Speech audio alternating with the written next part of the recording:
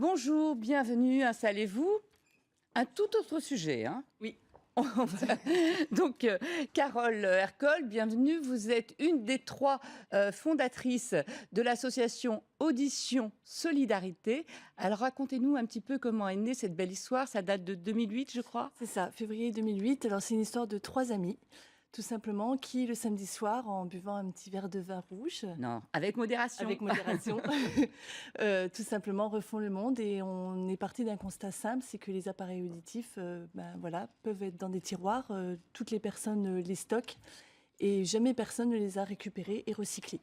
Donc, de part de cette idée, on s'est dit, il y a un manque dans le monde de l'audition. Et si on les récupérait et si on faisait des belles choses avec?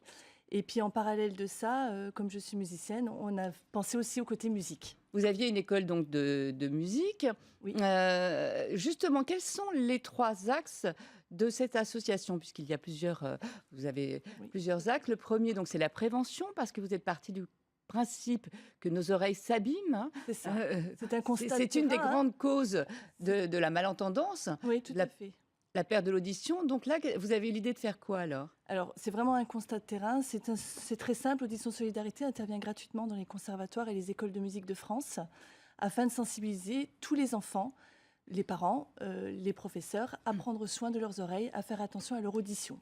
D'ailleurs, vous avez mis au point des petits dessins. Sur chaque instrument, on voit à peu près le nombre de décibels, etc.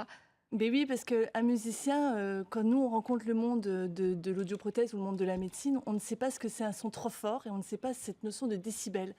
Et donc moi on me disait souvent 85 décibels, attention. Oui, je crois qu'on les voit là, il y a la batterie, la chanteuse à 107 décibels. Je ne savais pas qu'effectivement... Vous êtes pianiste à la base. Oui, ben voilà. Donc voilà 80 à 100 décibels. Hein. Et oui, et c'est vrai que oui, j'ai des problèmes d'audition, j'ai des acouphènes. C'est pour ça que vous avez créé l'association finalement. Mais oui, c'est venu de là, tout à fait. Et puis bon, j'accueillais énormément de musiciens dans ma propre école de musique et je me suis dit, pourquoi je ne ferais pas passer ce message auprès de mes élèves? Deuxième axe de votre association, l'humanitaire. On récupère, on recycle les appareils auditifs pour aller les remettre sur des enfants dans des écoles d'enfants sourds à l'étranger. Et là, on a pareil plus de 500 enfants, 500 bouts de choux à l'étranger et on essaye de leur apporter beaucoup de choses, et y compris de l'orthophonie, parce qu'appareiller un enfant, il faut aussi... Oui, derrière, après, il faut... Alors là, je vous propose de regarder, on a fait un petit montage des images que vous nous avez gentiment données, et regardez ces enfants, quel bonheur, on le lit dans leurs yeux, dans leur sourire, c'est absolument magnifique. C'est parti. Voilà. Là, l'appareil est en marche. Ah, tu m'entends quand je parle? Oui. Ah, qu'est-ce que c'est? Oui, voilà. Alors, tu entends bien?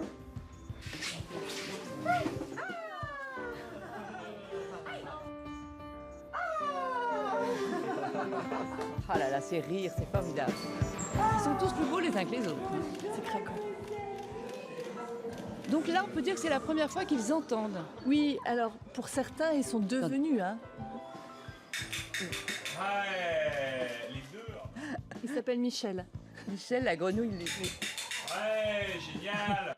Oui, Voilà. donc là, on peut dire que c'est la première fois qu'ils entendent. Alors, ce petit Michel, par exemple, qu'on voit à la fin, est devenu malentendant à l'âge de 4 ans, dû à une méningite, tout simplement. Ouais. Et là, une infection donc cérébrale. Voilà, et pour la première fois, on lui remet des appareils auditifs et il se reconnecte. Et ce qu'on ne voit pas à l'écran, c'est que derrière, il se remet à parler. Et là, c'est encore plus émouvant.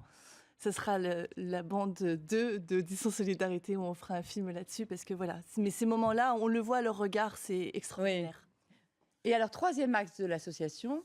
Alors, c'est bien de faire des choses à l'étranger, hein, on pourrait en faire régulièrement, des missions à l'étranger, mais avant tout, Audition Solidarité, c'était de faire des actions en France. Donc pour les personnes défavorisées qui n'ont pas de couverture sociale ou qui bénéficient tout simplement de l'AME. L'aide médicale d'État. Et donc là, vous faites quoi alors? Alors là, on intervient 3 fois par an sur des journées, 2 jours justement d'opération audition solidaire au sein de la PHP, où justement on a pareil, c'est toute une chaîne, on est une douzaine de personnes, ORL, audioprothésistes, orthophonistes. Ce que vous appelez les mécènes audioprothésistes, c'est ça? C'est ça, donc nous avons effectivement plus de 200 mécènes audioprothésistes qui nous financent. Une carte, je crois, où on a... qui nous financent et qui nous aident à venir apporter leurs compétences, tout simplement, sur ces actions-là. Donc, Ils sont tous volontaires, ils veulent tous y participer. Et donc, à chaque mission, voilà, c'est une douzaine de professionnels du monde de l'audition qui intervient et on accueille ces personnes défavorisées et on essaye de leur répondre à leurs problèmes d'audition dans la globalité. Il faut savoir que tout le monde donc, peut donner ses prothèses, ses contours auditifs qu'ils n'utilisent plus. On peut les envoyer soit à une adresse, on va le voir je crois, soit les envoyer par la poste, soit les apporter justement chez son audioprothésiste. Oui. Là après, vous avez je crois une usine dans les Landes avec 6 techniciens Oui. qui à partir de 5 appareils vont en faire 5 vieux entre Oui. guillemets, vont en faire un. Et cet appareil va être de très bonne qualité, rappelons-le, ce n'est pas des prothèses au rabais.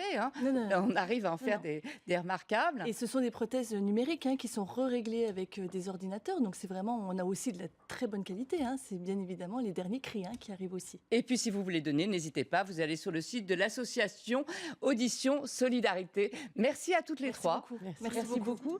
Merci à vous de nous avoir suivis et restez avec nous. L'info continue sur LCI.